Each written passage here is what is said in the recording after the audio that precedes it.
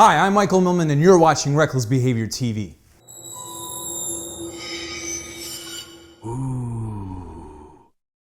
So let's talk about luck.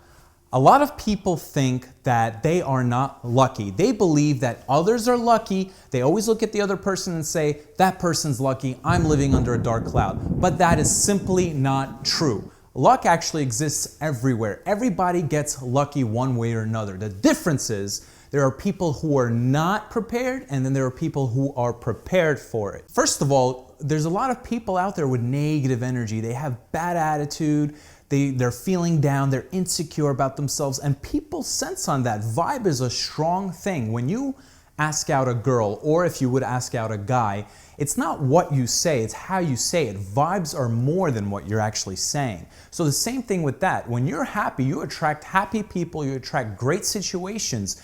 Who would want to be around someone who's sad all the time? People want to be around someone who's always happy, someone who's always ambitious, someone who's in a great mood. So great attitude attracts greatness. So that's part of it. I mean, really, guys, this is like Laws of Attraction 101. If you want to know more about the Laws of Attraction, you should definitely watch a documentary. It's an hour and a half. It's called The Secret. So I used to be in the jewelry business, and I worked at a store which is located in a diamond exchange. Now, how that works is it's like a fancy flea market, all right? You have like 20, 30 businesses crammed up into one store. I know, it's crazy. And everybody's pretty much selling almost the same thing. So everybody's like right next to each other, always like grilling each other, always in competition with each other. So for example, if I come into work very early, you've heard of how the early bird catches the worm, right? So let's say I get to work early and somebody walks in and they buy a $10,000 necklace, okay? So yeah, people will point at me and say, wow, he got so lucky. He sold a $10,000 necklace. It's so hard to sell anything here. But what if instead of coming in early,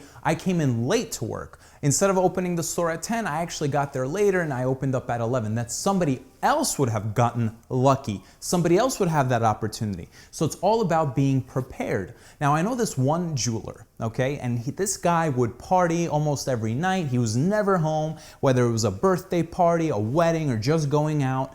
He would go out till like 4 in the morning sometimes, 3 in the morning, 2 in the morning, doesn't matter. Whatever it was, he would always wake up at 7 o'clock in the morning, get to work by 8, ready to work at 9, and the doors open at 10. Now, what happened was a celebrity came to him, and from there, he became one of the biggest jewelers around. Now, yes, people can say he's lucky because the celebrity came to him, which is true, he got lucky, but he was at the right place at the right time, and he was prepared. If he was like, whatever, I just want to sleep in and I'll get to, I'm the boss, I'll get to work at 10, 11, he wouldn't have had that opportunity and that celebrity would have gone somewhere else. All right, so you have to really put yourself out there for this kind of success. A lot of these jewelers I've seen, they also had some success. They sold and catered to celebrities, but they let the fame get to their head because you know what? They didn't work as hard. They would come to work late and then now they're just not relevant anymore. But that one particular jeweler is still relevant because he still works his ass off the same way he did when he was a nobody. Another great way to look at this is looking for parking. Now, I always would work in Manhattan, I live in the New York area, and parking can be brutal. It was Christmas time in December, and I was looking for a parking spot on a Sunday. Now on a Sunday, it's very lenient with the rules to park for free on the street. However, I spent 2 hours looking for parking. I know, it's crazy. Why would I even do that? Well, number one, garages are very expensive. I didn't even check because I didn't want to spend $70 to park my car there. Now, call me crazy, but I spent 2 hours circling around and I was losing hope. I'm like, oh my God, I am never gonna find a spot. And then that moment, that sweet moment comes. I see a spot, I see somebody leaving, and I put my car there. So I actually get lucky eventually, okay? I put myself out there, I didn't give up. Going home is giving up. Putting your car in a garage is settling for something you do not want. So I finally find the spot, and I still had to make efforts to put the car there because this is New York City. If you don't move your ass quick enough, somebody else will steal your spot right in front of you and they won't care. There's no sympathy. Crazy? What are you doing? Hey! Hey! You're stealing my space! George, wait! You don't know who this guy is? People kill for a parking space in this city. No. He's not getting away No, with this. George! Hey, what are you doing? Yeah, so you can argue and say, well, there are people that would find a parking spot right away, which indeed makes them lucky. Yes, that's true. There are people that get luckier quicker than you.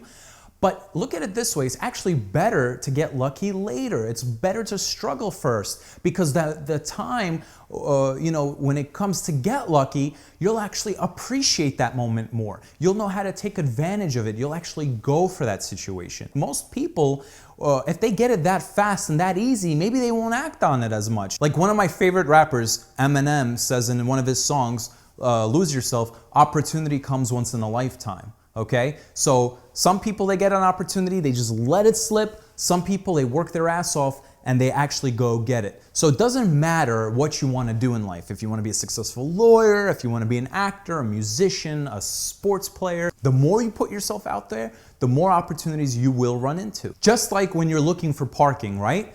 If you're looking for a spot for 2 hours, okay, something can change. Somebody can get sick from, and they're at a restaurant with their friend, they'll get sick, they'll leave, and you'll get a spot. Or you're finally gonna be allowed to park at a certain spot because the time allows you to. Now, 50 Cent, I respect this guy a lot. He used to be one of my favorite rappers. Yeah, maybe his music is not doing so great now, but it doesn't matter. He's still one of the most successful businessmen out there, and I have amazing respect for this guy. The thing is, he also got lucky. And he's a great role model for this reason, because in 1999, he got signed to Columbia Records, I believe. And what happened is he got dropped from the label. So can you imagine you're in a situation, you finally say, wow, I've made it. I signed to a label. My dreams have come true. And then for whatever reason, you just get dropped. That is like devastating. Can you imagine that? That's so heartbreaking. And it puts most people down and they feel like, oh my God, I'll just never make it now.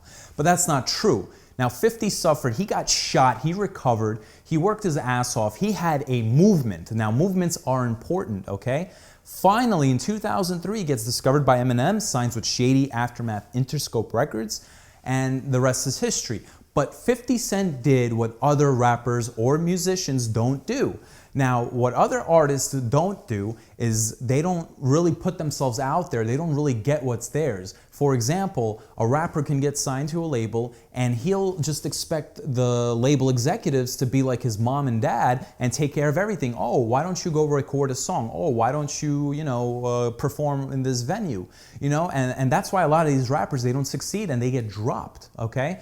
50 Cent, the label couldn't keep up with him. And I remember listening to his interview for hours where he was saying that he dropped a single and he dropped a music video, another mixtape, he's performing there, he's performing here. He kept himself relevant. He didn't rely on the label. The label just helped him because of their name. He used their name to help himself, and that's the difference. Let's look at basketball for a second, the NBA. I'm a huge fan of the NBA, so I reference a lot of things to that. So in the NBA, you have your basketball players that are full of talent, but not everybody can be like Michael Jordan. Not everybody can be someone like Kobe Bryant, okay? Now, yeah, Michael Jordan and Kobe Bryant, they have natural talent. They're excellent basketball players. To say they're a freak of nature, not necessarily. Someone like LeBron James is a freak of nature. He can do it all. He can play point guard, he can play center, but that's besides the point. You have all these other average basketball players. So the question is, why aren't they as good as Michael Jordan or as good as Kobe Bryant? Because it's not just the physical talent, all right? A lot of these guys, they make it to the NBA, they get great paychecks, and they just want to live their life. They go out, they have a great time, or they have a family, whatever it is. People like Kobe Bryant and Michael Jordan, they are so dedicated, it's all mental.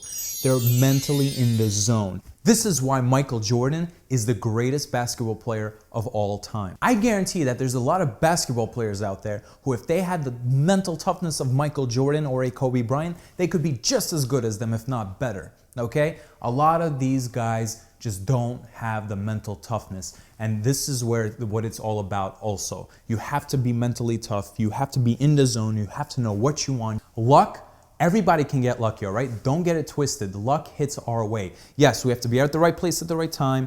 We also have to be prepared for it, but most importantly, we really have to act on it. And when luck hits our way, momentum is the biggest thing. We have to maintain that luck. It's up to us. We have to do half the work. You know what I mean? Most people want to just get lucky and not do anything. And that's the biggest problem. All right, guys, so thank you so much for watching. Comment below. I would love to hear your feedback on luck. Okay, if you want to say anything, even if it's something negative, just write it. I would love to read it. Please subscribe right here. Make sure you watch our channel. We have plenty of other content and a lot more to come. So until next time, I'm signing off, okay? And I'll see you guys later.